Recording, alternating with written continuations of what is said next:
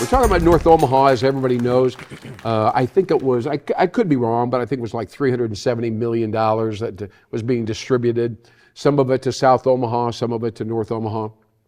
But, and ultimately, quite a number of people or organizations in North Omaha benefited, all right? They submitted proposals and so on. Right.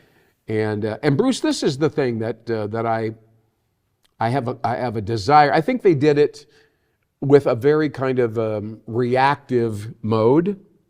You know, we've got a problem here, we got a problem here, we got to fix this hospital, we need to add some affordable children facilities, whatever. Right. And so you dole this money out, 1 million at a time, $500,000, $750,000 to these people right here. And it's a lot of money. Right.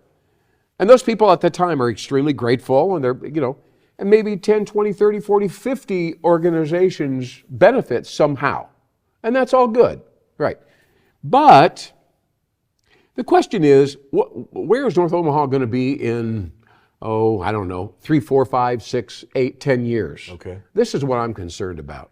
Because this needs to be a catalyst to redefine what North Omaha is. And if we had a lot of the North Omaha leaders here with me, they'd say, we'll redefine it. We're a vibrant black community. That's what they would say. Right.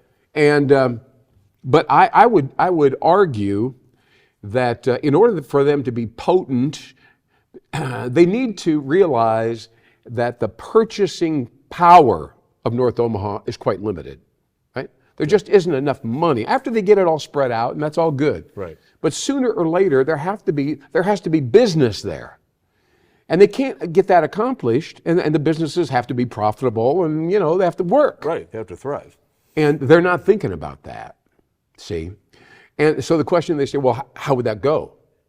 Well, the answer to the question is Cumming Street. You go back down to Cumming Street, there are thousands of cars going back and forth on Cumming to the airport. Right. Whether it's 24th Street or 16th Street. 24th, of course, is near Creighton, you know. There's a lot going on. A lot going on there. Those people need to get out. And if they went right over Cummings, and if there was a bar and a restaurant and a music place and a boutique and an art gallery and so on, I'm not talking at Lake now. I'm not talking 24th and Lake. I'm talking right there, 1, 2, 3, 4 blocks north of Cummings. Now, a family goes, I'm going to go to the airport, going to go to Epley Airport. You know, we're a little bit early. Let's swing in here and get a gourmet hamburger. Right, right. You know, I mean, because Cumming is the artery for that. Cumming is the artery. That's the future of North Omaha. Yeah. And 99% of those people, or whatever, 90%, are going to be white folks, could be Asians, could be Hispanic, whatever they are. But they're going to go into North Omaha, and it's going to be a long-term, extended, varietal, exciting environment rather than a closed environment. Right. Don't come in here unless you're black. That you, or some place that you're just passing through to Right. get to the airport. Right. You can make it more of a destination for. Now let's think even broader. Right. Think about downtown Omaha. A whole bunch of people down there, even though not as many as they used to have right now. Right. But the key issue is, how do you get these people here? And they have a lot of access to money and resources in downtown. Mm-hmm.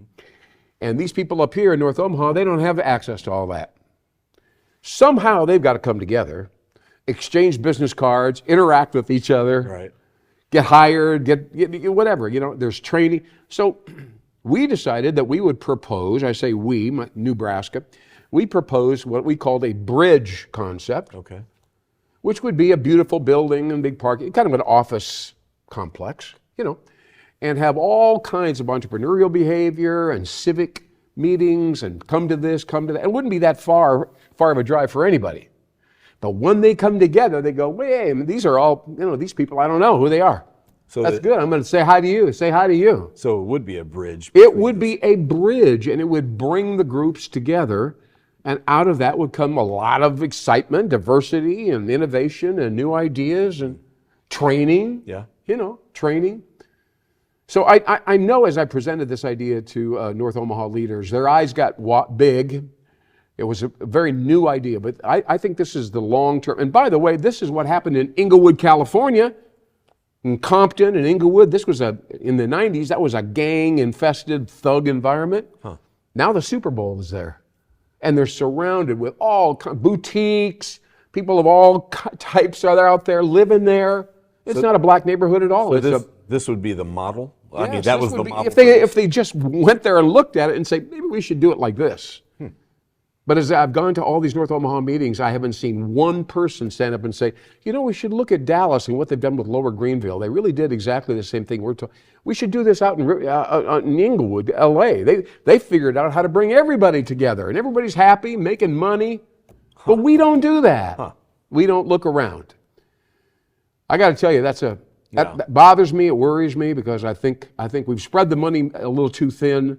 And we're thinking 3 years out when we should be thinking 30 years out. Yeah. That's my. Because it has the potential. Yeah, it has the potential, but we got to bring it together. Otherwise, there's just not going to be enough people, not enough money, to create a vibrant North Omaha that is redefined. Wow. All right.